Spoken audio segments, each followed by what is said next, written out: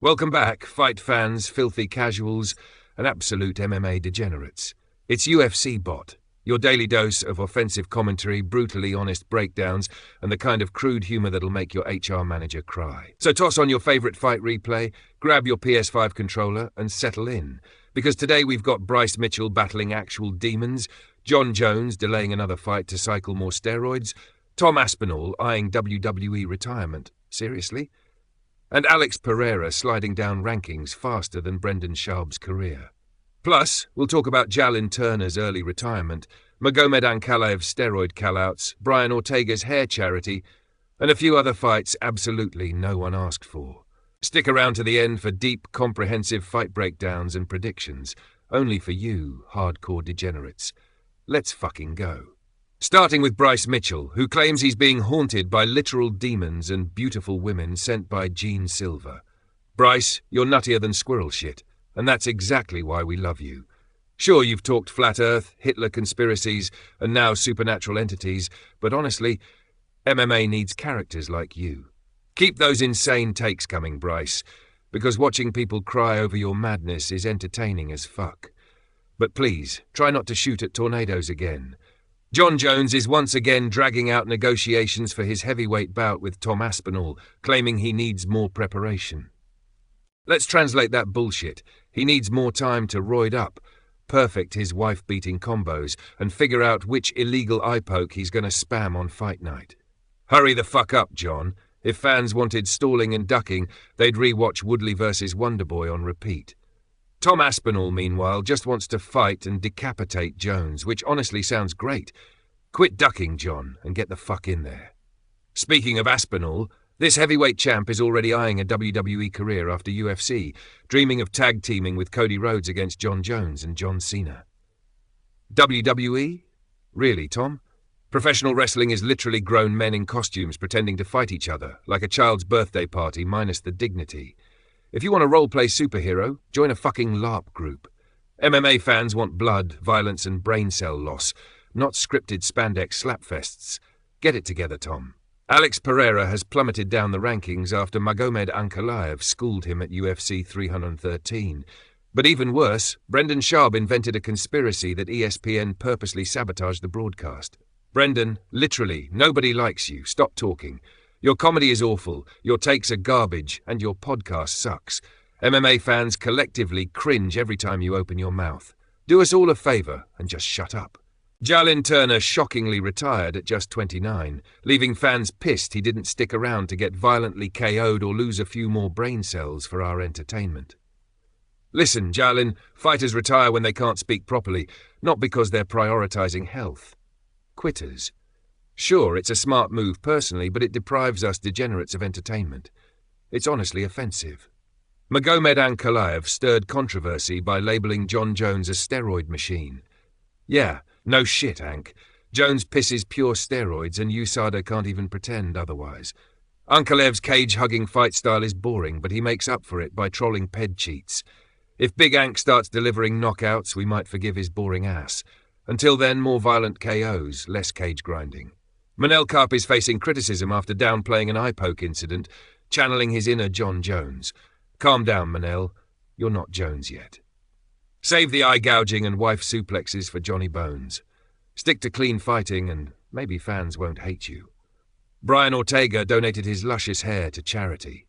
Honestly, this is wholesome as fuck. While other fighters snort coke and assault people, Ortega's out here helping sick kids.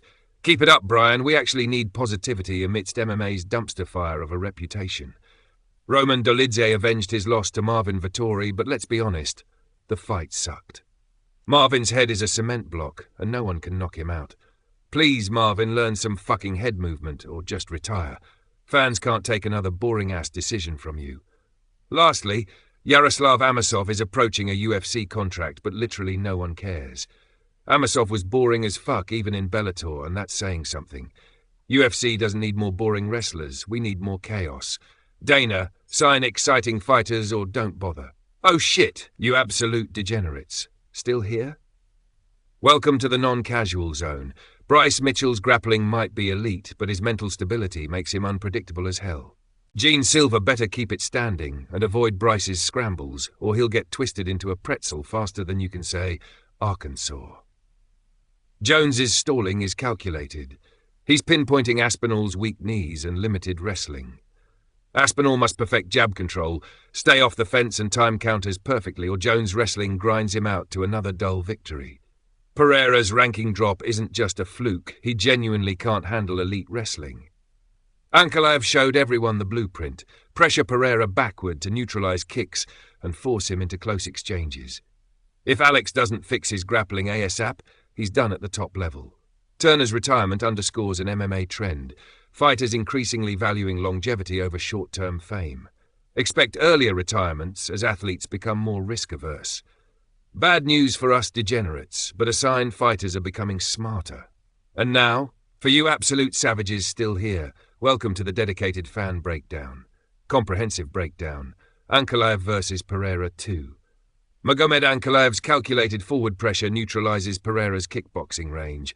Pereira needs significantly improved lateral movement, consistent jab management, and early fight aggression to prevent cage clinches. Pereira must set traps, feint low kicks, bait Ankalaev forward, and catch him with precision knees or uppercuts. However, Ankalaev's versatile grappling, clinch control, and powerful counters give him multiple paths to victory. Unless Pereira revolutionizes his cage control, expect another grinding Ankalaev win. Comprehensive breakdown. Aspinall versus Jones. Jon Jones' strategy clearly revolves around clinch work, oblique kicks to weaken Tom's vulnerable knees, and relentless takedowns. Aspinall must employ sharp lateral footwork, a stiff jab to control distance, and knees or uppercuts to punish Jones' entry attempts. Tom's greatest opportunity lies in early rounds, capitalizing on Jones's slower starts. Aspinall's historically weaker wrestling means extensive cage control practice is mandatory. Ultimately, if Aspinall cannot stuff takedowns early and create striking space, Jones' grinding style likely secures victory. But Tom's precise boxing combinations could still lead to a dramatic KO. Comprehensive breakdown. Jiří Procházka versus Carlos Ulberg. Jiří's chaotic, unpredictable striking style disrupts most opponents' rhythm. Ulberg's polished, disciplined kickboxing could capitalize on Jiří's reckless advances. Ulberg should utilize straight punches, teep kicks, and disciplined counter-striking to punish Jiří's aggression. However, Jiří's durability, relentless pace, and unpredictable angles make him incredibly challenging to prepare for. If Ulberg can't consistently manage distance and remain composed, Jiří's relentless pressure likely breaks him down, resulting in a violent Procházka finish late in the fight. Comprehensive breakdown. Adesanya versus Dolidze. Roman Dolidze's grappling pressure and cage control present significant stylistic problems for Adesanya.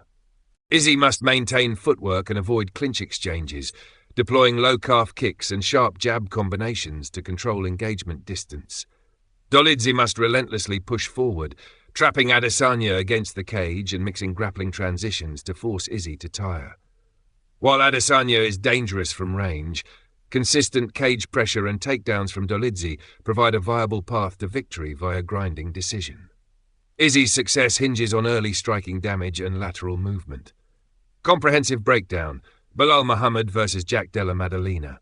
Belal Muhammad's relentless wrestling, elite conditioning, and clinch control create nightmare matchups for most strikers.